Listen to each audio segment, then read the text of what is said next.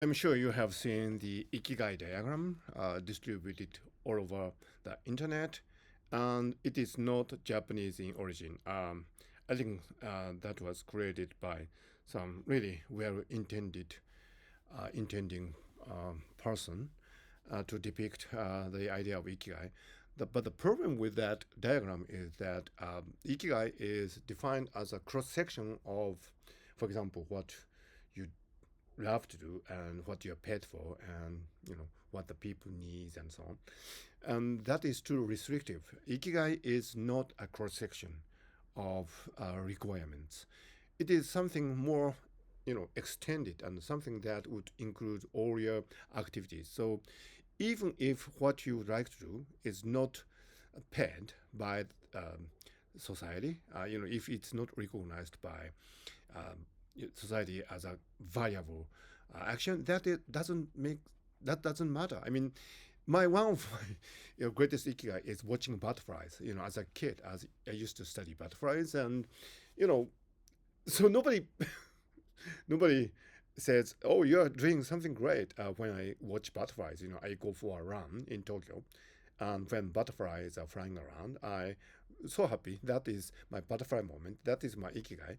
But nobody is going to pay money for that. So, that's completely all right. So, you know, ikigai is something that is intrinsic in you, and you don't have to be recognized by other people to do your ikigai. That is the really important aspect of ikigai, something that is misunderstood by many people. So, that famous ikigai diagram, also, it is certainly helpful, is at the same time misinformation, disinformation. It's not ikigai. I mean, so this is something really important.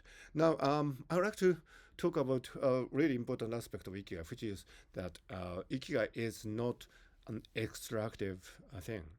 It's inclusive.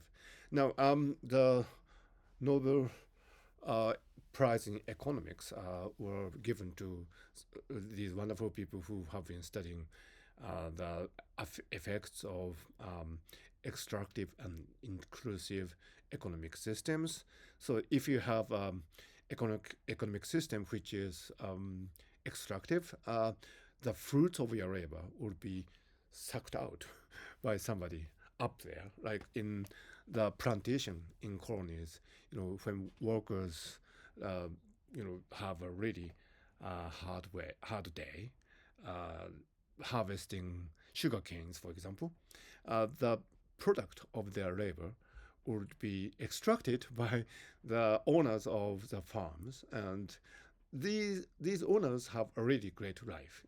They have a lavish lifestyle, but the workers on the sugar cane field, they remain poor. That is the example of extractive economic system, and the Nobel laureates this year showed that extractive economic systems does not lead to long-term economic growth, whereas in inclusive economic systems, the fruit of your labor will be your own. So you would be able to keep what you have created, what you have earned, to yourself, and so on that incentive, you would start, making inventions and innovation would take place and so on. So, yeah, that is a really great way to stimulate economy. Now, Ikigai is definitely inclusive. When you do something on your Ikigai, that would remain with you. It's not extracted by anybody else. So that's a really different, aspect of Ikigai compared to normal, typical theories about how you would do a great work in society. If you live in the market economy, and you do live in the market economy, sometimes you are under the pressure of extractive systems. I mean, whatever you do, that might be taken away by the market for somebody's profit, somebody else's profit, and you might retain some part of what you have produced. But the majority of the profit or fruit might be taken away by somebody else. So that is what happens in the market economy. Whereas in Ikigai, mind you, when you do something, you are not necessarily paid for that. I mean, when you go for a run or when you draw a picture, that might be your Ikigai. When you play your music instrument, that might be your Ikigai. But you are not necessarily paid for that. However, the joy of it, the reward in your brain, I mean, the reward in your brain, this is the brain, and this is this dopamine system, and the reward system in the brain, starting from the midbrain to the prefrontal cortex, that would be your ikigai, and it's not taken by anybody else because it's inside you. So what is inside you cannot be, you know, um, extracted and taken advantage of. So that is a great wisdom of ikigai.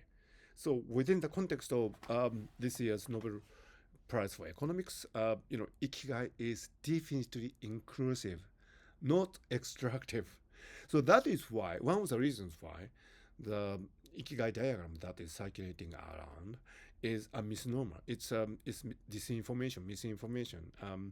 I'm saying that it's probably helpful for some people, but it doesn't really capture the essence of ikigai because if you have that kind of diagram, it can easily lead to an extractive process. I mean, where your joys, inner joys, are taken advantage of by somebody else, and that is what we call the market. But that is not actually the essence of ikigai. Anyway, thank you for listening.